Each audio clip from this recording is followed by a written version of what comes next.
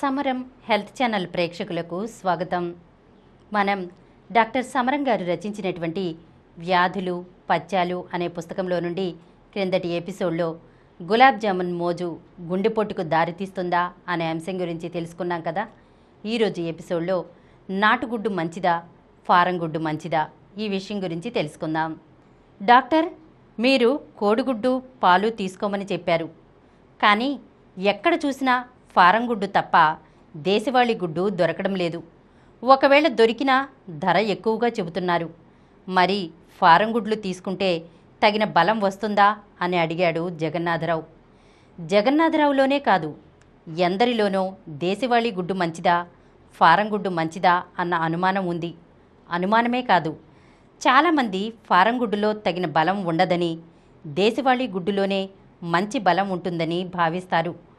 కోళ్ల form గుడ్లనే form గుడ్లని, poultry గుడ్లని, company గుడ్లని వేరువేరు పేర్లతో వ్యవహరిస్తూ ఉంటారు.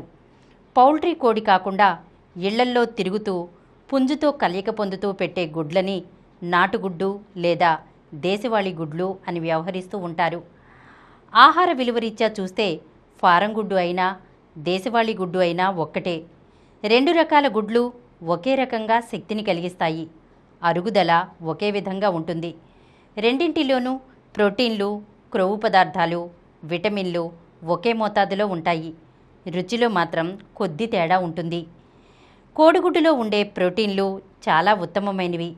తక్కిన ఆహార పదార్థాల్లో ఉండే ప్రోటీన్ల ఉత్తమ విలువలను లెక్క కట్టేటప్పుడు కోడిగుడ్డులో ఉండే ప్రోటీన్లతో పోల్చి చూసి అది ఎంతవరకు ఉత్తమమైనవి తేల్చుకోవడం జరుగుతుంది. కోడిగుడ్డులోని కొవ్వు పదార్థాలు కానీ, మాంసకృతులు కానీ, రోగగ్రస్తులు కానీ, ముసలివారి కానీ చాలా తేలికగా కోడిగుడ్డుని జీర్ణం చేసుకోగలుగుతారు. ఒక రకంగా చెప్పాలంటే పచ్చి కోడిగుడ్డు కంటే నీళ్లల్లో ఉడకబెట్టి తీసుకుంటేనే మంచిది. గుడ్డుని ఉడకబెట్టడం అనేది కొద్దిపాటి వేడిలోనే కొద్దిసేపు మాత్రమే జరగాలి. దీనినే వాడుకలో హాఫ్ బాయిల్డ్ ఎగ్ అంటారు. ఇలా కోడిగుడ్డుని ఉడకబెట్టి తీసుకున్నట్లయితే తక్కిన బి కాంప్లెక్స్ విటమిన్లతో పాటు బయోటిన్ అనే మరొక బి కాంప్లెక్స్ విటమిన్ శరీరానికి అదనంగా లభ్యమవుతుంది. పచ్చిగుడ్డులో బయోటిన్ విటమిన్ ఉంటుంది, కానీ పచ్చిగుడ్డులో అవిడిన్ అనే ఒక పదార్థం ఉంది. అది బయోటిన్ విటమిన్ జీర్ణం కాకుండా చేస్తుంది. కానీ గుడ్డుని ఉడకబెట్టినప్పుడు ఆ వేడికి అవసరమైన అవిడిన్ పదార్థం నాశనము చేయబడి బయోటిన్ జీర్ణకోశంలో జీర్ణమవడానికి అవకాశం ఏర్పడుతుంది. గుడ్డును ఉడకబెట్టడం వలన శరీరానికి అదనపు బి కాంప్లెక్స్ విటమిన్ లభ్యమవుతుంటే తప్ప తక్కిన ఆహార పదార్థాల విలువ ఏమాత్రం తగ్గదు. ఆహార విలువ రీత్యా చూస్తే చాలామంది బాతుగుడ్డుని తినడానికి ఇష్టపడరు. కోడిగుడ్డులో 30% పచ్చసొన, 60% తెల్లసొన, మిగిలిన 10% కోడిగుడ్డు మీద పెంకు ఉంటాయి. కోడిగుడ్డు తెల్లసొనలో కొద్ది శాతంతో ప్రోటీన్లు, విటమిన్లు, ఖనిజ లవణాలు ఉంటాయి.